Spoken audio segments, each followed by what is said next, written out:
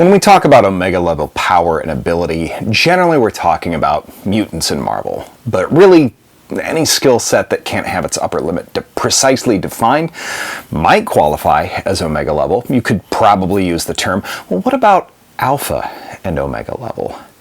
My friend Tomme O'Neil challenged me to define the powers and abilities of, Jesus Christ, if he was in the Marvel or DC universes. What's crazy is that there is precedent for Jesus in both. So, this Christmas season, let's dive in. I'm Dan Umpton, and this is the Doomcast.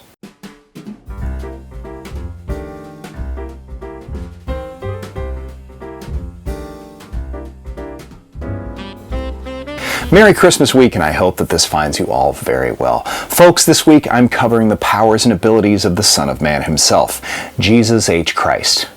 Jesus Hussein Christ. Actually, it's crazy that people made a big deal about Barack's middle name being Hussein because it literally just means handsome, which I imagine Jesus, probably being a black man, but definitely brown with a short beard and curly hair, probably was pretty handsome. Anyway, his powers. Okay, so in our universe, he can change water to wine, forgive sins, heal wounds, including congenital defects, control and exorcise malevolent spiritual entities, that is, demons, and also has the auto-revive skill, which returns him to the game with full HP on KO. But what about in Marvel? Well, this is not going to come as a surprise to anybody who's following current X-Men, but Jesus is canonically a mutant in Marvel. Yes, that's right.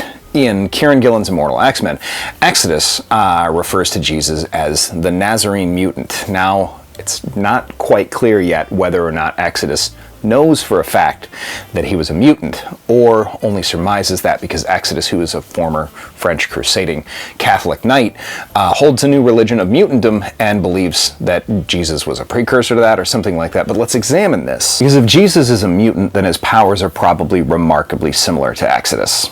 Looking at his feats, changing water to wine, self-resurrection, healing blindness, leprosy, withered limbs, and paralysis, reattaching Peter's ear, this leaves two real possibilities. And you might think that generally healing, but water to wine, that means it's either psionic control over matter or psionic control over organic matter. Now that might seem like the same thing, but it would also explain why Jesus threw the money changers out of the temple forcibly rather than just like making the money disappear, or something like that. But I lean towards psionic control of matter, period, because the Star of Bethlehem, which could well have been the power manifesting since historically the Magi, would have likely reached Jesus as a preteen or child, just about when mutant powers manifest. Also, now, if a piece of him resides in every person who chooses to believe in him and is able to hear their thoughts and thought life and prayers at any given time, that's going to be some deep Omega level psionic control. Beyond that, though, there is a god in Marvel, capital G, the one above all. Granted, he looks like Jack Kirby smoking a cigar in a three-piece suit, but there's no indication that Jesus wasn't also the Son of God in Marvel, and there's no reason that he couldn't be. After all, if you get multiple devils like Mephisto, who has a son, or Damien Hellstrom, who is literally the son of Satan, totally tracks that God, or Jack Kirby, could have a son as well. He could be a mutant. But as for DC, Jesus canonically exists. Well, as of yesterday, I assume that it's still the same canonical deal unless Crisis 7 specifically retconned that, or if they recast him. Anyway, Jesus is just Jesus, the Son of God, or the Presence God, as God is referred to in DC lore. The Grail and the Lance of Longinus both exist in the DC universe and got their power from their contact with Jesus. Even the Phantom Stranger, which I'm also still presuming is canonically got his power / curse due to being the Roman soldier Longinus who pierced Jesus Christ's sides. But Jesus' powers are explicitly being the Son of God. Explicitly holy, not unlike any other actual divine beings in DC, but more so.